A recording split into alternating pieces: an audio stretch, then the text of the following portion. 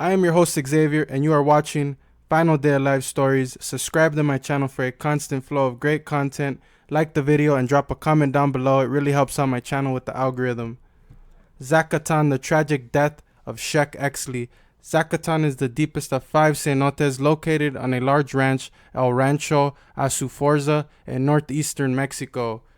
It was discovered by Jim Bowden and Ann Kristovich on a reconnaissance trip made at the end of 2 weeks of exploration and surveying in the Nacimiento Santa Clara, a cave system at the base of the El Abra near the Nacimiento Monte. 5 cenotes of variable size and character were located.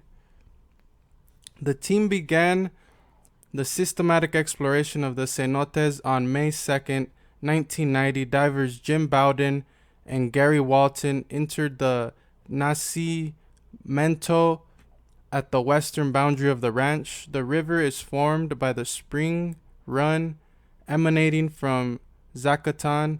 A typical boil was noted on the water's surface near a limestone outcropping. Pursuing this current, the divers located a small cave and followed a northeast azimuth until they had exhausted the line of their reel.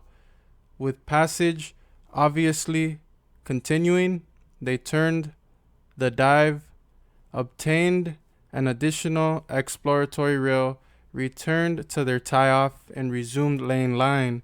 Now in the lead, Gary soon noticed a bottle green glow ahead. He covered his light and confirmed a natural light source that could mean but one thing: they had made a connection to the surface.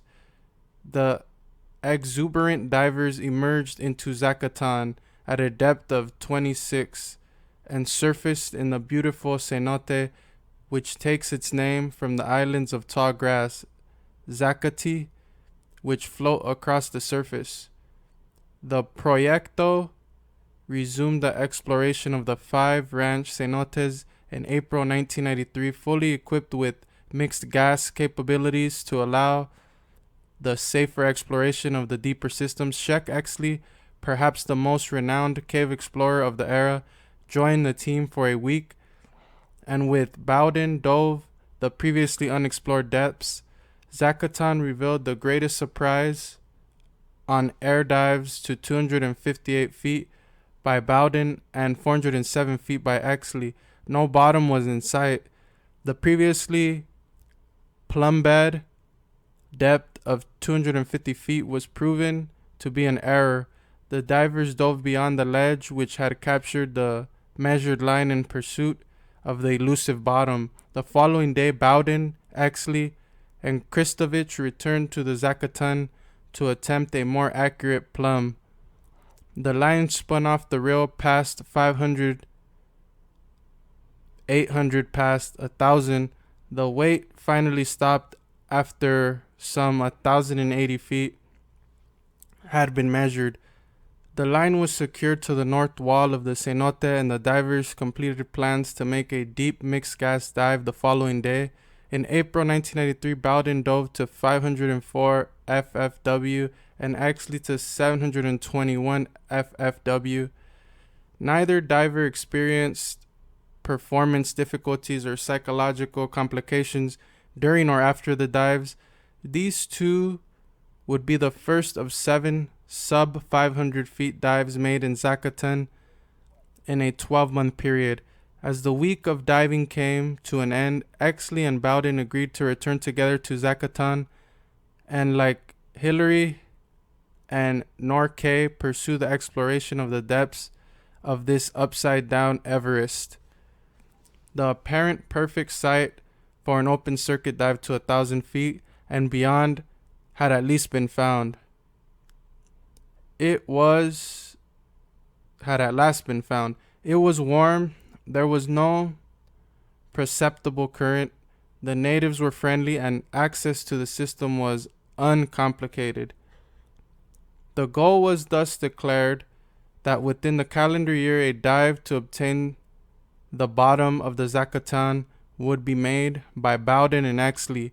Members of the Proyecto made 6 trips to Mexico during the ensuing 12 months.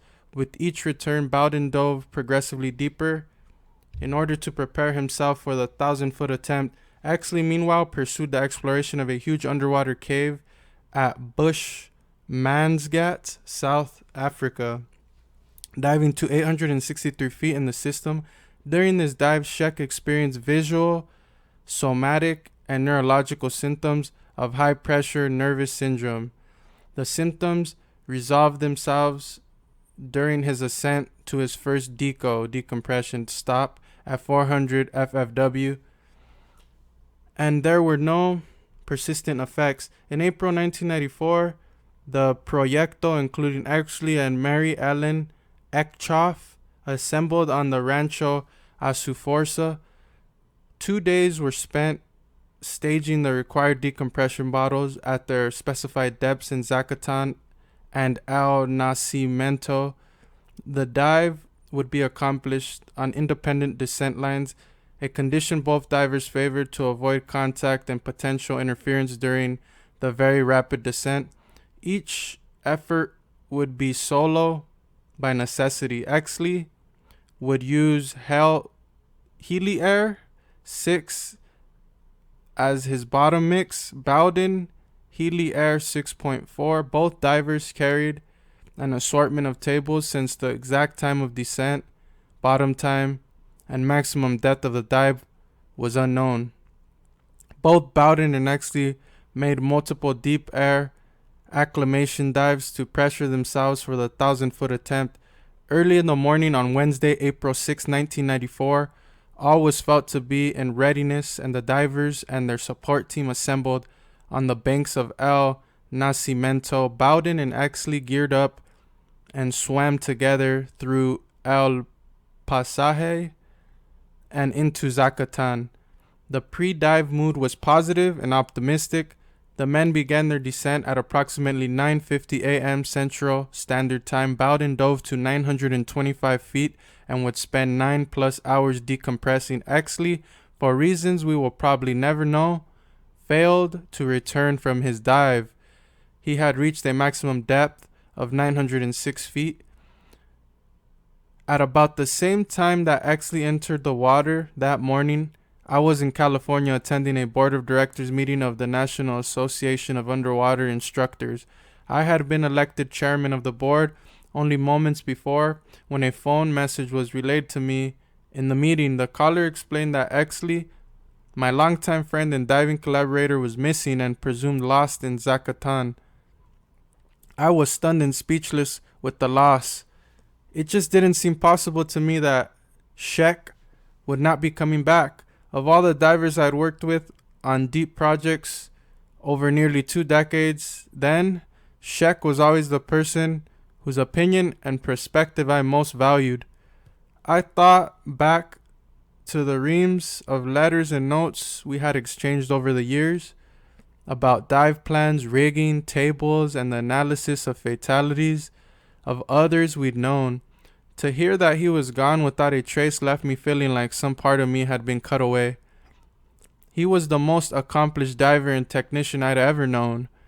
Jim Bowden provides this account of the final day with Exley as they prepared for the 1,000-foot dive.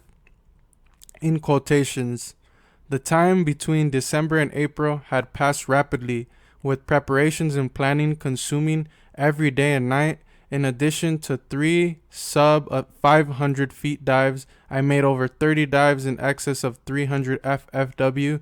Some were done on air to acclimate and build up my narcosis tolerance. Many of these dives included skills testing, a depth primarily problem-solving questions or tasks posed by a colleague on a mix while I was on air. It was essential that I be comfortable with an equivalent narcosis depth and of 330 feet. My bottom mix of Healy Air 69.5 helium, 24.1 nitrogen, and 6.4 O2 oxygen called for an end of about 300 feet at 1,000 feet. The bottom would demand that and more. I made one dive to 411 FFW on air, a record on air in a cave, but it was soon eclipsed by Sheck with the dive to 420 FFW on April 4th, 2 days before our attempt for the bottom. Again in quotation. Now was the time to fish or cut bait.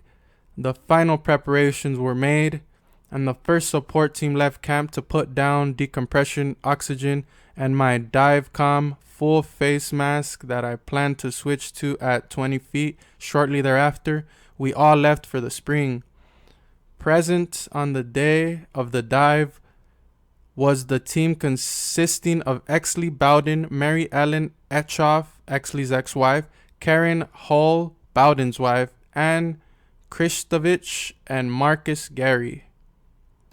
Press representatives included a writer and photographer from Sports Illustrated, a photographer from Destination Discovery, and a television film crew from the Channel 7 of Tampico. Also in attendance was the landowner and his family, along with many of the local residents of the area. Bowden continues, in quotations, Sheck and I geared up and swam through the 600-foot passage, El Pasaje de Tortuga Muerte, to access our dive site surfacing in Zacaton.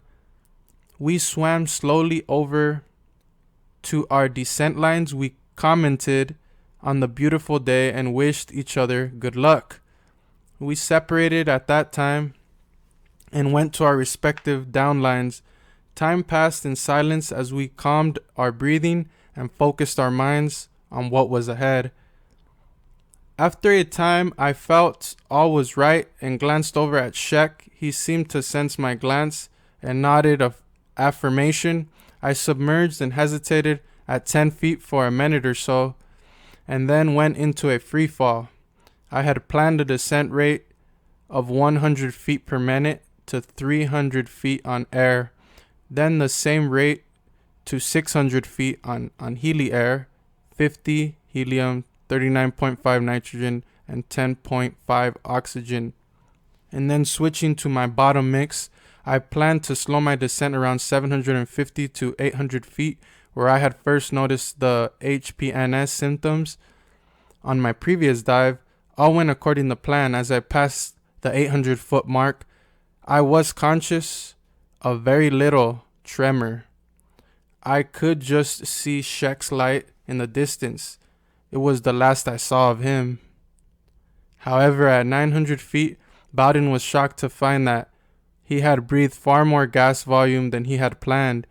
His bottom mix cylinders contained barely more than 1,000 psi. At that depth, his regulators could not deliver if the pressure dropped less than 500 psi. This was a big problem, and Bowden had to deal with it quickly. In quotation again, I inflated my BCD, buoyancy control device, wings and managed to stop my descent at 925 feet. I switched to my 80 cubic foot tank of bottom mix under my right arm and breathed that, and then my travel mix back up to my first stop at 450 feet. By the time I got there, they were both empty. To my horror, the regulator on my depth deco bottle free-flowed violently. When I turned it on, it seemed to take a lifetime to shut it off again. I switched back to my back-mounted doubles to deal with the problem, but I couldn't fix the regulator. The only solution was to open and close the valve with each breath. I had 8 minutes of stops between 350 and 300 feet where my next bottle was hung. Oh my gosh, straight legends. He had to manually open and close to get his air. Bowden could breathe easier when he made it to the fresh decom bottle with a properly functioning regulator. Now would come the really long decompression and the worry about oxygen toxicity and bends. Bends is decompression sickness if you don't know. Another switch to air at 260 feet would see him to 130 feet and a 30% oxygen nitrox mix, 30% oxygen nitrox mix. That's when he knew something was wrong with Exley. At 130 feet, I relaxed here. I could clearly observe the line that Sheck used on descent. All of his stage bottles were still neatly packaged and unused. The sinking feeling in my heart was overcome by the confidence that he had gone deeper than I had and was probably still below me. But on the surface, the support team already knew that Exley was in trouble, and Kristovich had watched the bubble paths of both men on the initial descent. Bowden's bubbles disappeared at 2 minutes and Exley's vanished a few seconds later as they both reached the deep ledge at 250 feet. Only one set of bubbles reappeared after about 15 minutes, and she couldn't be sure if they were Bowden's or Exley's. Kristovich exchanged uneasy glances with Bowden's wife, Karen Hall, as planned. She then dived to meet Bowden at the 47-minute mark of the dive profile. She was relieved to find him, but chilled to see Sheck's stage equipment still hanging with no sign of him. The grim awareness of the situation gripped the pair.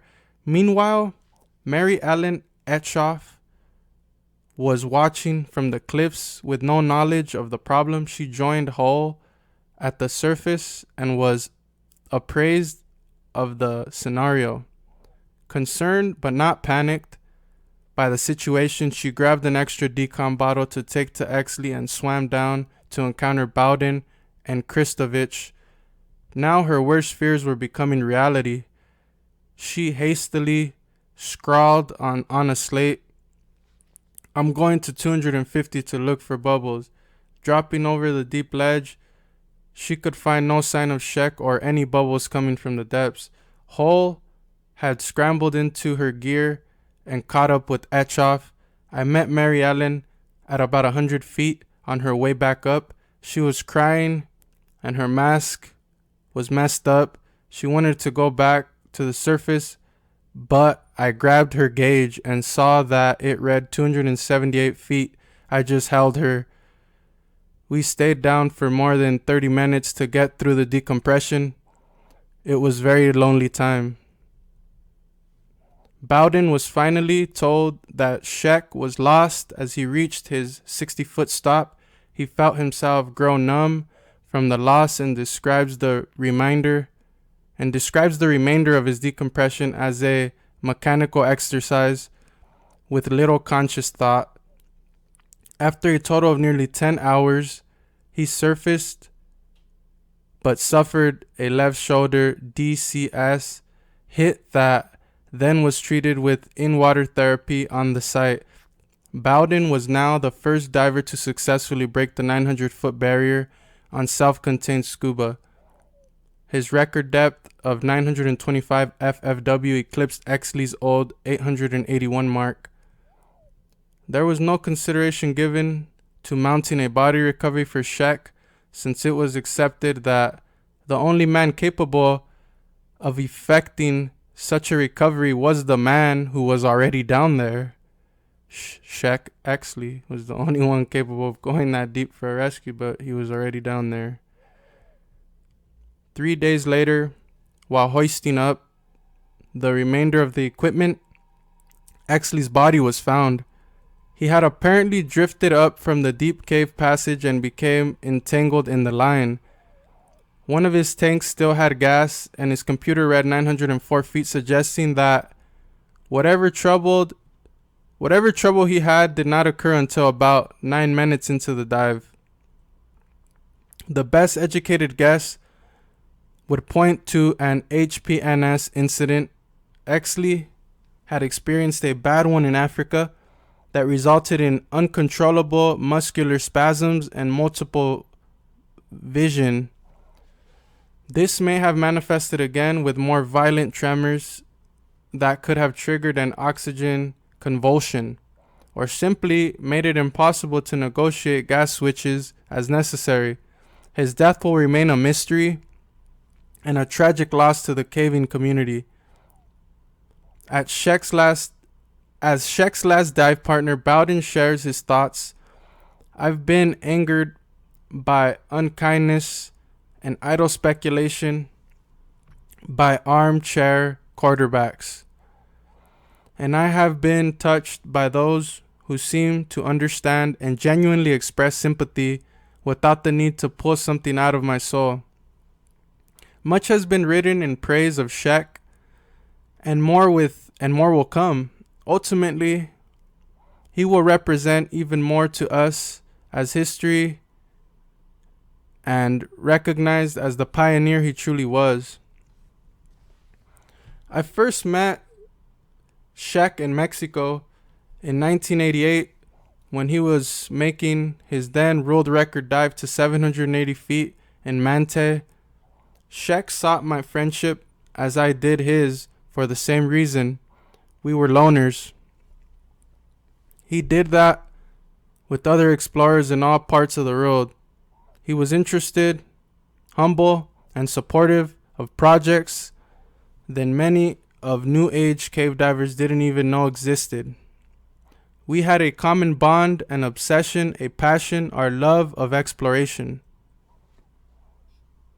Exploration was a demanding mistress that got in the way of our relationships with others, and I know could cause a lot of pain to those who loved us.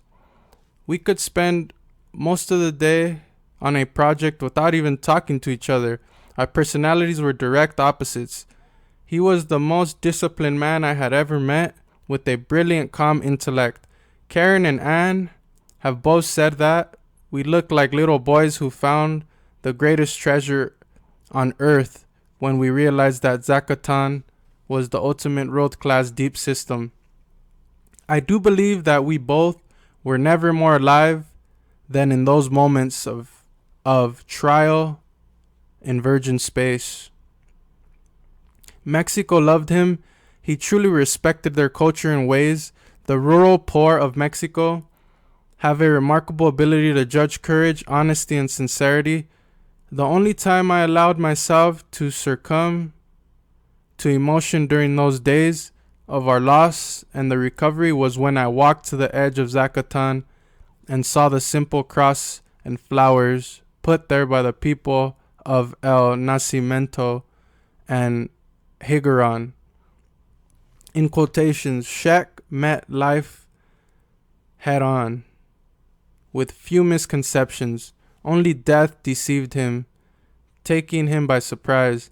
I will miss him very much, but then we always dove alone anyway. Perhaps now he will be with me more than ever. Exley's loss shocked and saddened the entire world community of diving explorers. To this day, he is considered as the foremost leader in both cave diving and mixed gas diving techniques. He truly led the way, and others followed in his footsteps. That is the complete story. Final Day Alive stories. Like, comment, subscribe. I am your host, Xavier. Zacaton, the tragic death of Sheck Exley.